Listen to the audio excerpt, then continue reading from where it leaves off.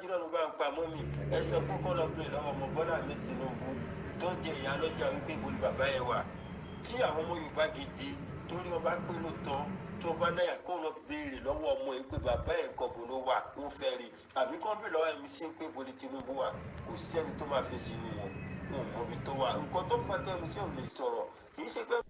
Hi guys, welcome back to Mama SOJ vlog. How you guys doing? If you are new here, you are welcome, and if you are returning subscriber, God bless you. As you always come back to watch my video. My people, wonder shall never end, my people. A lot of people they wonder. Tinubu of all people, where we say they don't go fit talk one thing like this, where we say they never even hear Tinubu speech about all the things where we say they go on for Yoruba land. And a lot of people they thought say ever since when we say Tinubu, when we say they thought say you know day again, say Tinubu don't go. Ever since then, they never see Tinubu for even live TV or main news carry Tinubu. Why Tinubu? Because many people they say that they hide Tinubu, say that they hide that Tinubu don't pay, say Tinubu no day again. And the family they hide them for 2023 so that they go fit bring Tinubu son come outside to come take over a papa position. That is why they are keeping it secret. And many people will be saying that they need Tinubu now. Then they let us understand. So even if they ask Tinubu daughter, say, where in Papa Day, you know, go feel point and say, see where in Papa Day. All the family that they try to keep them secret, but the people will be saying they work under Tinubu, then they keep them secret because they really know, say, many people they confirm and say Tinubu no day. He say, this will not be say it's sick. He said, this will not be matter of say, Tinubu sick or be no sick. He said, this will not be sick. When if they sick, they different, say, but it be like say Tinubu no survive the sick. And if to say Tinubu true to say, every day, the time when we say they thought say Tinubu oh, nine give order to the army people that time for answers that time. Tinubu come outside to come clear himself immediately. Say, not be him send them or say, na him be the Jagaban of Lagos. And they go, they told us, wait till take Tinubu, even if you no come there to come debunk the rumors say, na him, but saying they life for a hand. At least it, all the matter where they go about Sunday, but say they arrest them, nothing come out from him mouth, say, okay, oh, say what they happen to Yoruba people, at least, to even if he dey against the Yoruba people, I be he no dey against them, at least to even talk come outside because before Tinubu celebrating birthday that day for Kano, where go celebrate.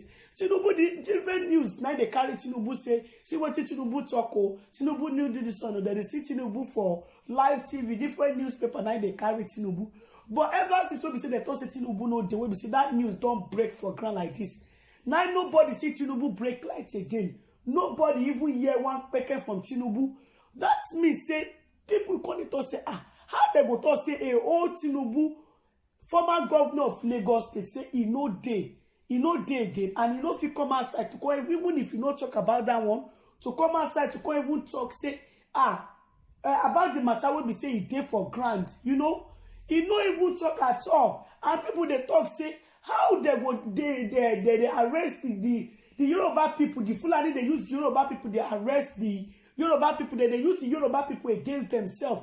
And Tinubu will be saying, also he won't go for president for 2023. He don't even come outside to come even talk one thing like this. Whether he support the people when they do rally for Lagos State, Habi he no support them. Nothing come out from Tinubu mouth. The Fulanis, they just stay there. They use the Yoruba people against themselves. And people call the one that say, now like this, now they want to continue. Or the same Tinubu will be say many people don't they wait for say now be the Ashiwaju. He fits to become president for 2023 because some people say they want Oduduwa. But still, some people go say they talk say they want make Tinubu become president for 2023. At least Tinubu still gets some little supporters. The supporters will be say they said he won't support Tinubu, we won't vote for us for 2023. How Tinubu go just put them for inside confusion? They don't know whether he's still there. They don't know whether he don't go. They want Tinubu to come to live TV to come even talk to them. Even if you not talk, say, I know they sick, I see where I dey, even if you not talk down. Make even pull out for the matter where they go on for Yoruba land. Waiting the apple for Lagos. How the Olopa people, when we see the permanent person for that Lagos, one young girl for that Lagos, they went during the time when we see that they do rally for Lagos. And at the end of the day, we don't hear anything from Tinubu. Tinubu no even come talk about Yoruba rally, how they tell arrest Sunday go, how is the 2023 election they go be. Tinubu just try to confuse his supporters and just go like that, disappear like that, when we say they don't even know where he enter. Whether na the true na the matter can be say Tinubu no read dey again, because how a whole Tinubu they go talk say no dey again for complete like 2 months. May they never see Tinubu say okay, they even stand for airport, say they even video ram in a private way, just the way they will talk say Tinubu visit this place. And so Tinubu go to Abuja, Aso Rock. And every meeting when we say Tinubu supposed appear for APC, what they do, they say Tinubu no dey at all. If you ask Tinubu, anybody where they near Tinubu, both his son, his wife, everybody they keep am secret.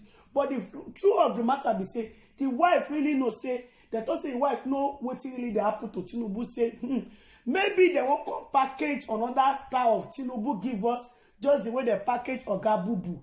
Maybe now that one now they won't come do now, no understand, because people really want make Tinubu come talk to them, because 2023 don't they reach, and this year now wants to over. So the even beginning of this year, Tinubu felt they run up and say he won't become president for 2023, and suddenly Tinubu disappeared. They don't see him again.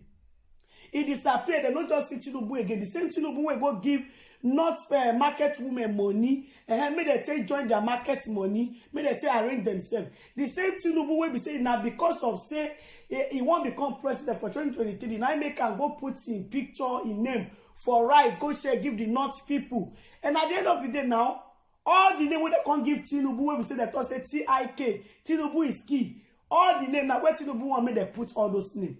So the people where we say they be Tinubu supporters, they really want make Tinubu come even talk to them about the 2023 election, whether he go there, abi he no go there, abi he don't say the vote give the Fulani people, because the Fulani people they thought they not go vote for Southwest.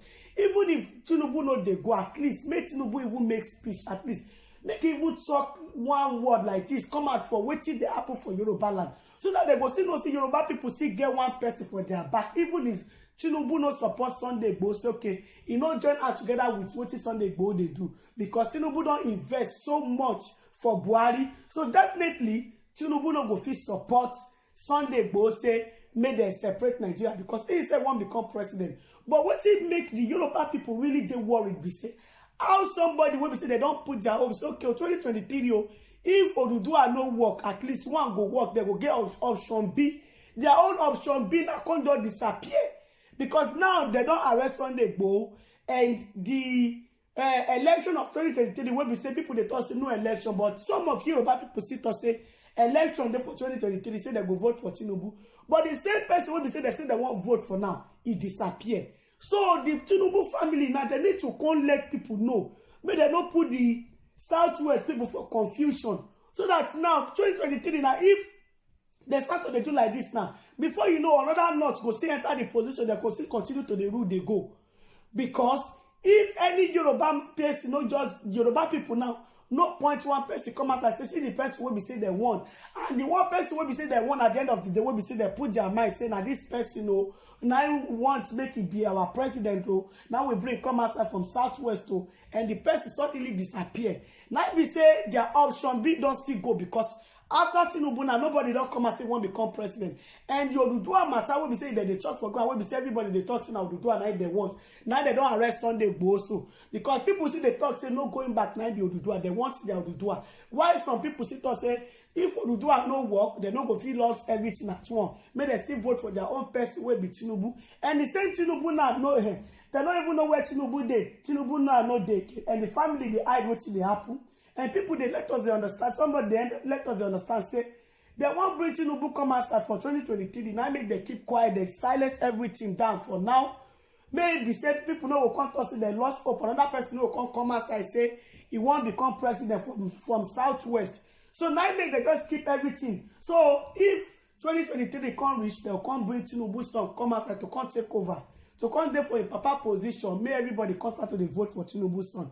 So people now come there for confusion, come there confused, say what's it come they really they happen. The Oduduwa will be say they still put hope, say they want separate, they won't go on their own, they don't arrest Sunday Igboho. Nobody they talk about rally again.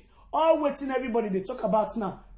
Now how they go to release Sunday Igboho, and the Oduduwa agitators will be say they arrest, will be say None of their family member don't even see them with eye, don't even visit them for where they dey. Even the day when we say they're supposed to bring them come court, still the DSS people not to carry them come court. So all the matter when we say they for ground now, it can't get IB. The Yoruba people now, Tinubu fair put his supporters for confusion. If I make them now not understand whether na front to go, I've been to go back, I've been to go join the Oduduwa people, because the same people where they support Tinubu now, the first person they don't want Oduduwa, as Tinubu can't disappear now.